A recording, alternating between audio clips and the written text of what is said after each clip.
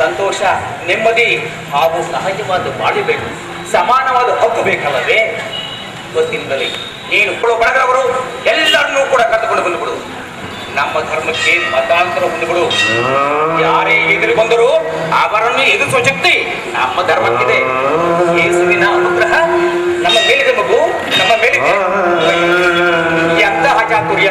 ನಿನ್ನ ಪರಿಸ್ಥಿತಿ ನೋಡಿಯೂ ನಾನು ಹೀಗೆ ಮಾಡ್ತಿದ್ದೇನಲ್ಲ.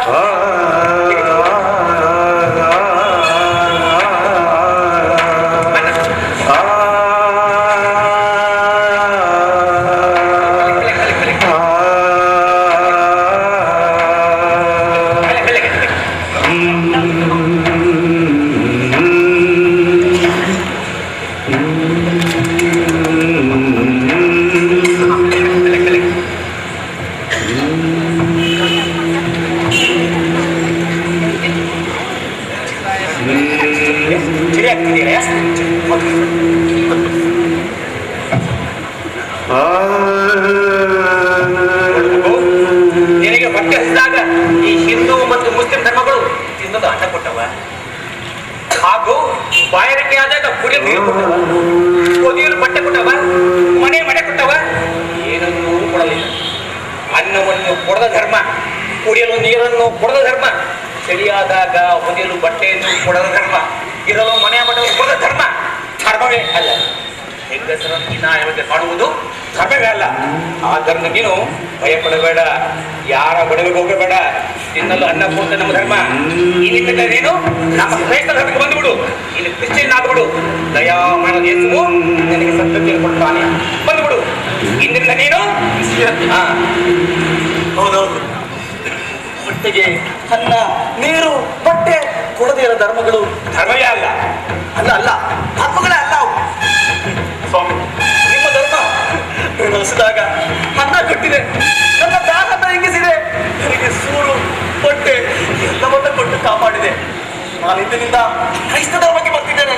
ನಾನು ಇಂದಿನಿಂದ ಕ್ರಿಶ್ಚಿಯನ್, ನಾನು ಕ್ರಿಶ್ಚಿಯನ್. ಓ ದಯಾಮಯನಾದ ಯೇಸುವೆ, ನನ್ನ ಎಲ್ಲ ಪಾಪ ಕರ್ಮಗಳನ್ನ ಮನ್ನಿಸು.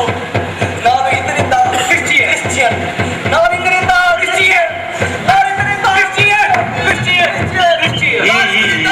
ಎತ್ತ ನೋಡು ಬಂದ ನೋಡು ಸಂತಮ್ಮಣ್ಣ, ಎತ್ತ ನೋಡು ಬಂದ ನೋಡು ಈ ಸಂತಮ್ಮಣ್ಣ.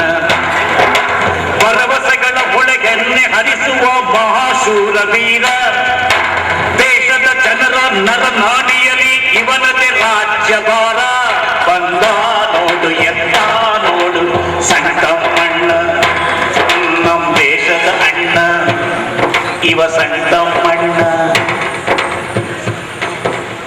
ನಿಲ್ಲಿಸೋ, ನೀನು ಹಿಂದೂನೂ ಅಲ್ಲ, ಕ್ರೈಸ್ತನೂ ಅಲ್ಲ, ಮುಸ್ಲಿಮೂ ಅಲ್ಲ. ನೀನೊಬ್ಬ ಕುಲು ಮಾನವ. ನಿನ್ನ ಬೇಳೆಕಾಳು ಬೇಯಿಸಿಕೊಳ್ಳಲು ನನ್ನ ಹಾಗೆ ರಾಜಕಾರಣಿಯಾಗು. ಇವಳನ್ನೆಲ್ಲ ಹೇಗೆ ಮಟ್ಟ ಹಾಕಬೇಕು ಅನ್ನೋ ವಿದ್ಯೆನ ನಾನು ನಿನಗೆ ಹೇಳ್ಕೊಳ್ತೇನೆ. ಅಲ್ಲಪ್ಪ, ಎಲ್ಲ ಧರ್ಮಗಳು ನ್ಯಾಯ ನೀತಿ ಧರ್ಮದಿಂದ ಬದುಕು ಅಂತ ಹೇಳಿವೆ ಹೊರತು ನ್ಯಾಯ ನೀತಿ ಧರ್ಮವನ್ನ ಬಿಟ್ಟು ಬಾಳು ಅಂತ ಯಾವ ಧರ್ಮನೂ ಹೇಳಿಲ್ವಲ್ಲ. ನೀತಿಯಿಂದ ಬದುಕಿದವರು ಸಾಯ್ತಾರೆ, ಅನೀತಿಯಿಂದ ಬದುಕಿದವರು ಸಾಯ್ತಾರೆ. ಅಂದ ಮೇಲೆ ಈ ನ್ಯಾಯ ನೀತಿ ಧರ್ಮ ಎಲ್ಲ ಯಾಕೆ ಹೇಳು? ನೋಡು, ನೀನು ನನ್ನಾಗೆ ರಾಜಕಾರಣಿ ಆಗ್ಬಿಡು. ಇವ್ರಿಗೆಲ್ಲ ಈ ಟೋಪಿನ ಹೇಗೆ ಹಾಕ್ಬೇಕು ಅನ್ನೋ ವಿದ್ಯೆನ ನಾನ್ ನಿನ್ಗೆ ಹೇಳ್ಬಿಡ್ತೀನಿ. ನೋಡು, ನನ್ನಾಗೆ ನೀನು ಬದುಕಬೇಕು, ನನ್ನಾಗೆ ಸುಖ ಸಂಪತ್ತನ್ನು ನೀನು ಅನುಭವಿಸ್ಬೇಕು. ನೀನು ನನ್ನ ಜೊತೆ ಬಂದ್ಬಿಡು. ಏನಂತೀಯ? ಯಪ್ಪ ಯಪ್ಪ, ಎಂತ ಮಾನಸಿಕಪ್ಪ ನೀನು. ಇದುವರೆಗೂ ಬಂದಾರಲ್ಲವ, ಏನೇನೋ ಸುಳ್ಳು ಸುಳ್ಳು ಹೇಳಿ ನನ್ನರಪ್ಪ ಅಂದ್ಬಿಟ್ಟು ಏನೇ ಹೇಳ್ಬಿಟ್ರು ಕಣಯ್ಯಪ್ಪ. ಹೌದು, ನೀನು ಬದುಕೋ ವಿದ್ಯೆನ ಕೆಲಸಕ್ಕೆ ತಯಾರು ಮಾಡ್ಬಿಟ್ಟಿದ್ಯಾ. ಹೌದು, ನೀ ಹೇಳೋದು ಒಂದು ರೀತಿ ಕರೆಕ್ಟಾಗಿ. ಅಲ್ಲ, ಈ ಭೂಮಿ ಮೇಲೆ ಕಳ್ಳರು, ಕಾಕರು, ಮೋಸ್ಕಾರರು, ವಂಚಕರು, ಎಲ್ಲಾ ಪಾಪಿಗಳು ಬದುಕ್ತಾ ಇದ್ದಾರೆ. ಹೌದೌದು, ಜೊತೆಗೆ ಸತ್ಯವಂತರು, ಮಹಾಪುರುಷರು, ಜ್ಞಾನಿಗಳು, ವಿಜ್ಞಾನಿಗಳು, ಒಬ್ಬೊಬ್ಬ ಅಂತ ಮಹಾಜ್ಞಾನಿಗಳು ಬದುಕ್ತಿದ್ದಾರೆ. ಬೇಡಂಗೆ ಇವರು ಸಾಯ್ತಾರೆ, ಈ ಭೂಮಿ ಮೇಲೆ ಅವರು ಸಾಯ್ತಾರೆ. ಹೌದು, ಅಂದ್ಮೇಲೆ ಈ ನೀತಿ ನಿಯಮ ಇವೆಲ್ಲ ಯಾಕೆ ಬೇಕೋ? ಬೇಡ ಬೇಡ.